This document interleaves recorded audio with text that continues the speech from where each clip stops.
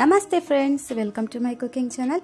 ಇವತ್ತಿನ video special ಏನಪ್ಪ ಅಂದರೆ, ರೈಲುಗಳಲ್ಲಿ ನಮಗೆ ಸಿಗುತ್ತಲ್ಲ ಮದ್ದೂರೊಡೆ, ಸೇಮ್ ಅದೇ ರೀತಿಯಾಗಿ ಟ್ರೆಡಿಷ್ನಲ್ ಆಗಿ ಹೇಗೆ ಮದ್ದೂರೊಡೆ ಮಾಡೋದು ಅಂತ ನೋಡ್ಕೊಂಡು ಬರೋಣ ಬನ್ನಿ. ಮದ್ದೂರೊಡೆ ಮಾಡಲಿಕ್ಕೆ ಮೊದಲನೇದಾಗಿ ನಾನಿಲ್ಲಿ 1 ಹಿಡಿ ಆಗುವಷ್ಟು ಅಥವಾ 1 ಕಪ್ ಆಗುವಷ್ಟು ಶೇಂಗಾ ಬೀಜ ತಗೊಂಡಿದ್ದೀನಿ. ಅದನ್ನು ಈ ರೀತಿಯಾಗಿ ಹುರ್ಕೋತಾ ಇದ್ದೀನಿ. ಮೀಡಿಯಂ ಫ್ಲೇಮಲ್ಲಿ ಇಟ್ಕೊಂಡು ನಾವು ಇದನ್ನು ಫ್ರೈ ಮಾಡ್ಕೋಬೇಕಾಗತ್ತೆ. ಹುರಿದ ನಂತರ ಇದನ್ನು ಸ್ವಲ್ಪ ತಣ್ಣಗಾಗಲಿಕ್ಕೆ ಬಿಡಬೇಕು. ಇದಾದ ನಂತರ ನಾನಿಲ್ಲಿ 4 ರಿಂದ 5 ಈರುಳ್ಳಿಯನ್ನು ತಗೊಂಡಿದ್ದೀನಿ. ಈ ರೀತಿಯಾಗಿ ಉದ್ದುದ್ದಾಗಿ ಹೆಚ್ಚಿಕೊಂಡು, ಇದಕ್ಕೆ ಸ್ವಲ್ಪ ಈರುಳ್ಳಿ ಜಾಸ್ತಿ ಬೇಕಾಗತ್ತೆ. ಅದಾದ ನಂತರ ನಾನಿಲ್ಲಿ 2 ರಿಂದ 3 ಹಸಿಮೆಣಸಿನಕಾಯಿನ ಚಿಕ್ಕದಾಗಿ ಕಟ್ ಮಾಡ್ಕೊಂಡಿದ್ದೀನಿ. 1 ಇಂಚು ಶುಂಠಿನ ಈ ರೀತಿಯಾಗಿ ಚಿಕ್ಕದಾಗಿ ಕಟ್ ಮಾಡ್ಕೊಂಡಿದ್ದೀನಿ. ಕೊತ್ತಂಬರಿ ಸೊಪ್ಪು, ಸ್ವಲ್ಪ ಕರಿಬೇವಿನ ಎಲೆಗಳು ಎರಡನ್ನೂ ಈ ರೀತಿಯಾಗಿ ಚಿಕ್ಕದಾಗಿ ಕಟ್ ಮಾಡಿ ಅದಕ್ಕೆ ಹಾಕ್ತಾ ಇದ್ದೀನಿ.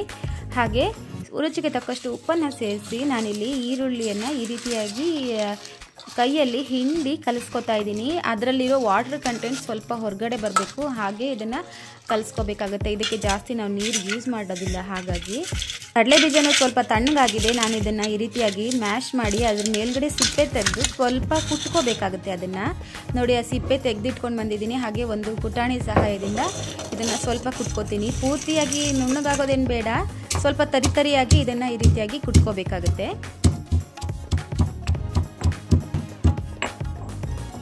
ಇಷ್ಟ ಆದರೆ ಸಾಕು. ಇದನ್ನು ನಾನು ನೇರವಾಗಿ ಈರುಳ್ಳಿ ಮಿಶ್ರಣ ಇದೆಯಲ್ಲ ಅದಕ್ಕೆ ಸೇರಿಸ್ತಾ ಇದ್ದೀನಿ.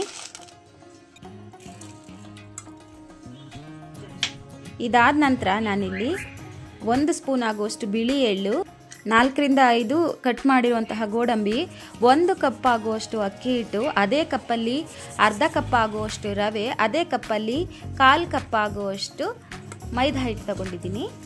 ಸೊ ಇದನ್ನು ನಾನು ಈ ರೀತಿಯಾಗಿ ಈರುಳ್ಳಿಯಲ್ಲಿರೋ ವಾಟರ್ ಕಂಟೆಂಟಲ್ಲೇ ಕಲಿಸೋದಕ್ಕೆ ಟ್ರೈ ಮಾಡ್ತಾ ಇದ್ದೀನಿ. ಹಾಗೆ ಸ್ವಲ್ಪ ಹಿಂಗನ್ನು ಕೂಡ ಇಲ್ಲೇ ಸೇರಿಸ್ತಾ ಇದ್ದೀನಿ. 2 ರಿಂದ 3 ಟೇಬಲ್ ಸ್ಪೂನ್ ಆಗುವಷ್ಟು ಅಡಿಗೆ ಎಣ್ಣೆನ ಈ ರೀತಿಯಾಗಿ ಬಿಸಿ ಮಾಡ್ಕೊಂಡು ಬಂದುಬಿಟ್ಟು ಅದಕ್ಕೆ ಸುರಿತಾ ಇದ್ದೀನಿ. ಸೊ ಇದನ್ನು ಒಮ್ಮೆ ಸ್ಪೂನಲ್ಲಿ ಕೈ ಆಡಿಸ್ಕೋಬೇಕಾಗುತ್ತೆ. ತುಂಬ ಬಿಸಿ ಇರೋದ್ರಿಂದ ನೇರವಾಗಿ ನಾವು ಕೈಯಲ್ಲೇ ಕಲಿಸ್ಕೋಬಾರ್ದು. ಸ್ವಲ್ಪ ಹೊತ್ತಾದ ನಂತರ ನಾನಿಲ್ಲಿ ಕೈಯಲ್ಲೇ ಕಲಿಸ್ತಾ ಇದ್ದೀನಿ. ಹಾಗೆ ನೋಡಿ, 2 ಸಾರಿ ಅಷ್ಟೇ ನಾನು ಈ ರೀತಿಯಾಗಿ ನೀರು ಚುಮಿಸ್ಕೋತಾ ಇದ್ದೀನಿ.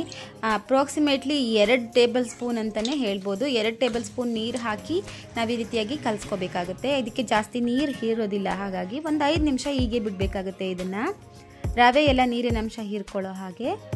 ಇದಾದ ನಂತರ ವಡೆನ ಕರೀಲಿಕ್ಕೆ ನಾನಿಲ್ಲಿ ಎಣ್ಣೆನ ಬಿಸಿ ಇಟ್ಕೊಂಡಿದ್ದೀನಿ. ಹಾಗೆ ನೋಡಿ ಯಾವ ರೀತಿ ವಡೆ ಮಾಡ್ಕೊಳ್ಳೋದು ಅಂತ ತೋರಿಸ್ಕೊಡ್ತೀನಿ. ಟ್ರೆಡಿಷ್ನಲ್ ಆಗಿ ಇದೇ ರೀತಿಯಾಗಿ ವಡೆ ಮಾಡೋದು. ಸೊ ಇವಾಗ ನಾನು ವಡೆ ಮಾಡಲಿಕ್ಕೆ ಯಾವ ಸೈಜಿಗೆ ಬೇಕೋ ಆ ಸೈಜಿಗೆ ಈ ರೀತಿಯಾಗಿ ಉಂಡೆಗಳನ್ನ ಕಟ್ಟಿ ಇಟ್ಕೋತಾ ಇದ್ದೀನಿ. ಹಾಗೆ ಆ ಉಂಡೆನ ಸ್ವಲ್ಪ ಮೈದಾ ಹಿಟ್ಟಿನಲ್ಲಿ ಈ ರೀತಿಯಾಗಿ ಹೊರಳಿಸಿ ನಾವು ಕೈಯಿಂದ ಪ್ರೆಸ್ ಮಾಡ್ಕೋಬೇಕಾಗತ್ತೆ. ಈ ರೀತಿಯಾಗಿ ಒಮ್ಮೆ ಪ್ರೆಸ್ ಮಾಡಿದ್ರೆ ಸಾಕು. ಅದಾದ ನಂತರ ಸ್ವಲ್ಪ ತಟ್ಟಿ ಹೊಂದಿಸ್ಕೊಂಡ್ರೆ ಆಯಿತು. ರೌಂಡ್ ಶೇಪಲ್ಲಿ ಹೊಂದಿಸ್ಕೊಂಡ್ರೆ ಆಯಿತು. ಈಸಿಯಾಗಿ ನಮಗೆ ಕವರಿಂದ ಹೊರಗಡೆ ಬರುತ್ತೆ ನೋಡಿ. ಹಾಗೆ ಹದವಾಗಿ ಕಾದಿರೋ ಎಣ್ಣೆಯಲ್ಲಿ ನೇರವಾಗಿ ನಾನಿಲ್ಲಿ ವಡೆಯನ್ನು ಹಾಕ್ತಾಯಿದ್ದೀನಿ. ಆ ವಡೆ ಸ್ವಲ್ಪ ಬೆಂದು ಮೇಲೆ ಬಂದ ನಂತರನೇ ನಾನು ಇನ್ನೊಂದು ವಡೆ ಒತ್ಕೋತಾ ಇದ್ದೀನಿ. ಇದೇ ರೀತಿಯಾಗಿ ಕೈಯಲ್ಲಿನೇ ನಾನು ಎಲ್ಲ ವಡೆಗಳನ್ನು ಫ್ರೈ ಮಾಡ್ಕೊಳ್ಳೋದು.